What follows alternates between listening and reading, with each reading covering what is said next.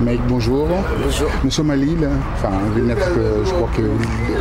C'est quoi ici comme... Ville d'Axe. Ville d'Axe. Ouais. Voilà, Alors, très bien. Alors, vous avez interprété pas mal de films, doublé des films.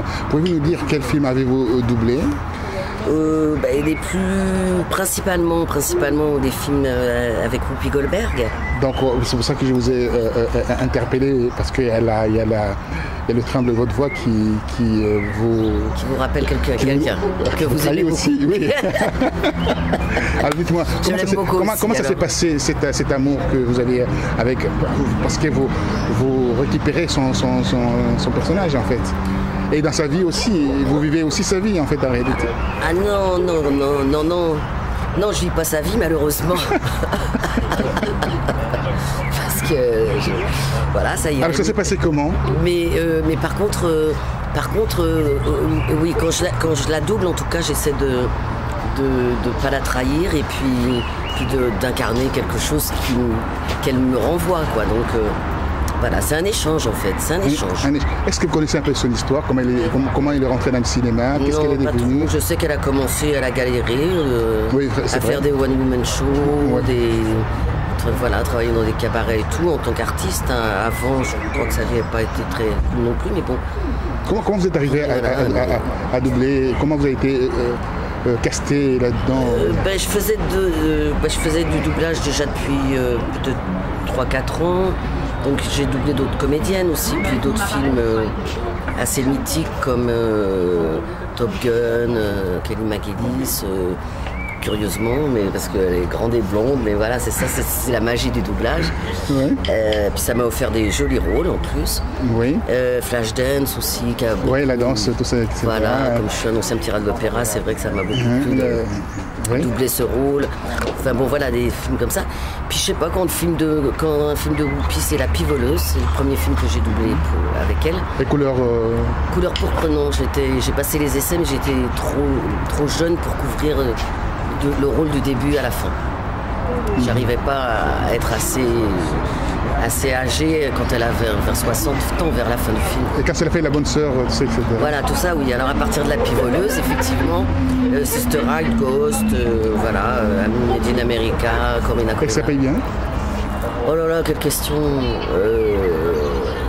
Disons que si on en fait régulièrement, c'est comme tout. Si on en fait régulièrement, c'est comme tout métier. Oui, on peut en vivre. On peut en vivre, hein? Ouais, par rapport à certains... Pas avoir une limousine à la maison. Non, quand même pas. Non, c'est pour ça que je vous dis que j'aimerais bien la vie de Whoopi, parce que Whoopi, c'est chauffeur, limousine et tout. Non, nous, pas à ce point, mais loin de là. Mais en tout cas, on a surtout la chance de rester artiste, de rester comédien et de continuer à faire notre métier. Parce que les comédiens qui font pas de doublage, s'ils font pas beaucoup de théâtre, s'ils font pas beaucoup de cinéma, s'ils font pas beaucoup de télé, mais bon, j'aimerais tourner beaucoup plus par contre. Et votre rôle dans un film, c'était dans quel film avez-vous trouvé? En tournage alors? Oui, en tournage. Alors j'ai fait plusieurs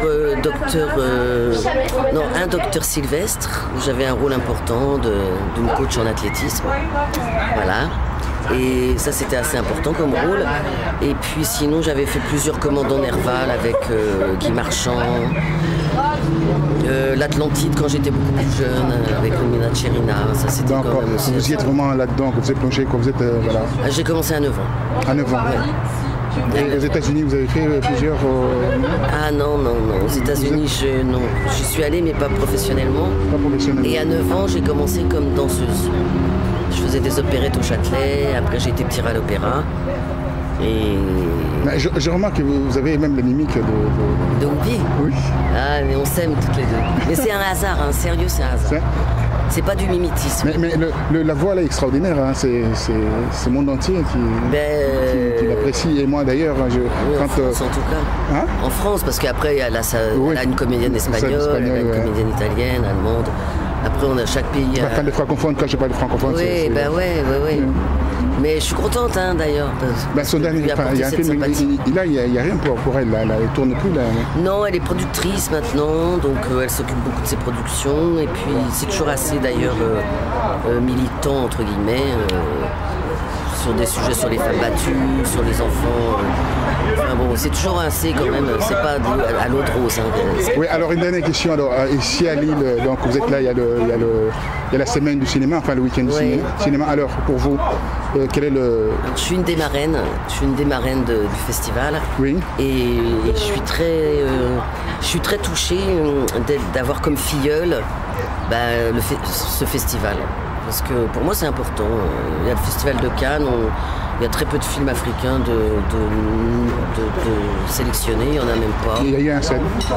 Bon voilà. Un seul, le franco-tiadien qui a présenté le film, le gris-gris en fait. D'accord, alors voilà, il y en a un de temps en temps. Alors voilà, moi je trouve que c'est bien qu'il y ait un festival, c'est vrai, bon, dédié essentiellement à ça, mais pourquoi pas quoi. C'est ouvert quand même, puis c'est souvent des sujets universels malgré tout. Donc ça peut toucher tout le monde. Quoi. Ok, merci à vous. Donc on va se retrouver dans la salle pour suivre votre film. Merci. De rien, merci à vous.